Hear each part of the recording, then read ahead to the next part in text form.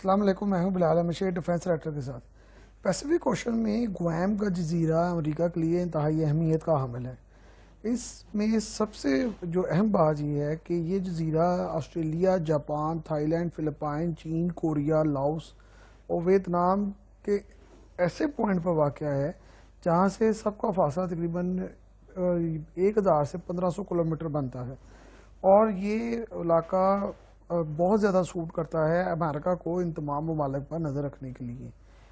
پہلی جنگ عظیم تک امریکیوں نے اس جزیرے پر اپنی پوزیشن بہت مضبوط کر لی تھی۔ 1899 میں جب امریکیوں نے اسپین کو شکست دے کر اس جزیرے پر قبضہ کیا تو اس کے بعد سے امریکی اس علاقے کو دفاعی لحاظ سے مضبوط بنانے میں لگ گئے۔ گوائم کے جزیرے پر مقامی آبادی کی تعداد محض چند ہزار تھی اس وقت، جن میں زیادہ تر بلایا، فلپائنی اور چینی نسل کے لوگ رہتے تھے۔ جب دوسری جنگ عظیم میں جاپان نے پرل ہاربر کو تہس نہس کر دیا تو امریکہ نے بھی جنگ میں شامل ہونا جو ہے وہ اپنے لیے فرض سمجھا، اور اس نے جنگ میں دعویٰ بول کر پورے علاقے کو تہس نہس کرنا شروع کر دیا۔ اس ساری کارروائی میں گوائم کا جزیرہ بہت ہی اہمیت اختیار کر گیا تھا۔ جب اس کے بعد دوسری جنگ عظیم ختم ہوئی تو کوریائی جنگ شروع ہو گئی۔ پھر کوریائی جنگ میں بھی اس جزیرے نے بہت اہم رول پلے کیا، اور امریکی جو ساری فوج کی ضروریات تھیں وہ اسی علاقے سے پوری ہوتی رہیں، کیونکہ وہ یہاں پہ آ کے اسٹے کرتے تھے، اور یہاں پہ نیا جو ایئر بیس تھا اس وقت بنایا گیا تھا۔ اور ویتنام کی جنگ کے وقت بھی امریکہ کو اس علاقے نے بہت فائدہ دیا۔ 152 B-52 بامرز جو تھے وہ اس علاقے میں رکھے گئے تھے، اور جو ہر روز صبح شام ویتنام اور لاؤس پر بمباری کرنے اس جزیرے سے ہی اڑ کر جاتے تھے۔ یہاں پر جو ایئر بیس تھا وہ بعد میں جب ویتنام کی جنگ ختم ہو گئی تو کئی ہزار ویتنامیز کو جو کہ رشین اور چائنیز آکوپیشن کے خلاف تھے، ان کو یہاں پر جو ہے وہ پناہ دی گئی، اور اس کے بعد ان کو امریکہ میں سیٹل کروایا گیا، لیکن شروع میں پہلے وہ گوائم کے جزیرے پہ ہی لے جائے گئے تھے۔ گوائم میں سرحد کے فروغ کے لیے بھی بہت کام کیے گئے ہیں، لیکن امریکی فوج کی جو بہت زیادہ پریزنس کی وجہ سے یہاں پر اتنی زیادہ جو ہے وہ سیاحت فروغ نہیں پائی، حالانکہ یہ بڑی خوبصورت جگہ ہیں، لیکن بہرحال امریکی فوج کے ساتھ ساتھ یہاں پر سیاحت کی بھی بڑی زبردست سہولیات موجود ہیں۔ لیکن امریکی فوج کی ضروریات کے پیش نظر اس علاقے کو مکمل طور پر امریکی ضروریات کے تحت جو ہے وہ ڈیزائن کیا گیا ہے۔ تمام سہولتیں امریکی شہریوں اور فوجیوں کے لیے ہیں، اسکول، کالجز، یونیورسٹی اور ہاسپٹلز، دیگر جو چیزیں ہیں وہ ساری کی ساری امریکی شہریوں، فوجیوں اور ان کے خاندانوں کے لیے ڈیزائن کی گئی ہے اور بنائی گئی ہیں۔ مقامی آبادی محض ملازمین اور یس باس کے لیے ہی رکھے جاتے ہیں، اگرچہ اس وقت گوائم کی مقامی آبادی تقریباً 1,60,000 سے کچھ زیادہ ہے، لیکن امریکی شہری بہرحال اس پر اپنا پورا قبضہ کر بیٹھے ہوئے ہیں۔ مزیدار بات یہ ہے کہ یہ 1,60,000 جو گوائم کے اصل رہائشی ہیں وہ سارے کے سارے امریکی شہری کہلاتے ہیں، اور ان کو امریکہ کی شہریت حاصل ہے، وہ پوری دنیا میں اپنا انٹروڈکشن جو ہے وہ امریکی شہری کے لحاظ سے ہی کراتے ہیں۔ گوائم کا جزیرہ جو ہے وہ امریکی وزارت داخلہ کے تحت چلایا جاتا ہے، اور مقامی شہریوں کو مقامی اختیارات ہی حاصل ہیں۔ پہلے تو ان پر جو ہے امریکی گورنر ہوتا تھا جو کہ نیول چیف ہی ہوتا تھا عموماً، لیکن بعد میں انہوں نے پھر اس میں چینج کی، اور اب ان کا جو مقامی بندہ ہے وہی ان کا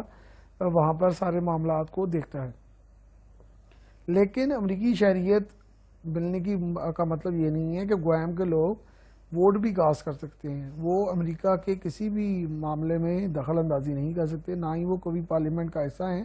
اور نہ ہی ان کو کوئی امریکہ میں کوئی اچھا عہدہ دیا جاتا ہے یا اس کے لیے وہ سوٹیبل کہلاتے ہیں۔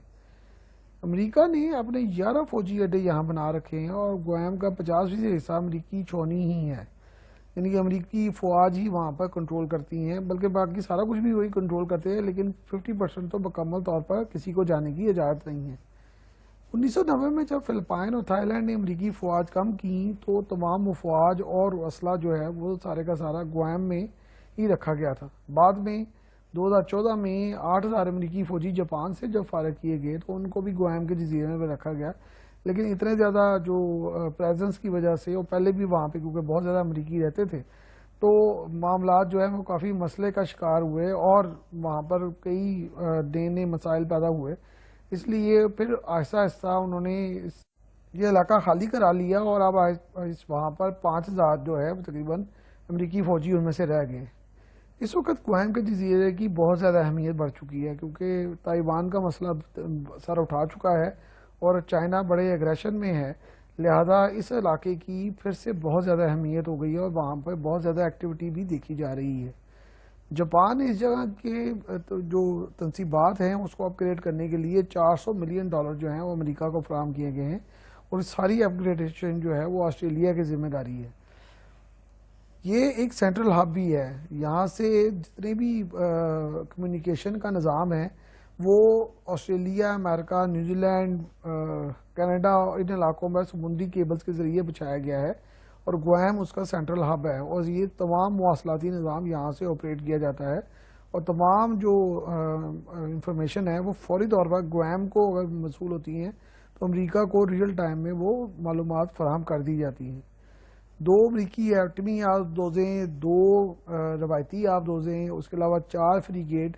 ہر وقت یہاں پر کسی بھی ہنگامی صورتحال سے نمٹنے کے لیے تیار کھڑے ہوتے ہیں اور یہاں پر ایک بہت بڑا ریڈار اسٹیشن بھی ہے جو کہ تمام علاقے کی خبر رکھتا ہے اور تمام علاقے پر اپنی سرویلنس کا نظام رکھتا ہے. اینڈریو ایئر بیس پر امریکی B-52، B-1B بامبر اور B-2 بامبر جو ہیں وہ بڑی تعداد میں موجود ہیں اور حال ہی میں وہاں پر F-35 طیاروں کے نئے اسکواڈرن بھی بھجوائے گئے ہیں. 2 اسکواڈرن جو ہیں وہ ہیلی کاپٹرز کے بھی ہیں جو کہ دیکھ بھال اور جاسوسی کے لیے رکھے گئے ہیں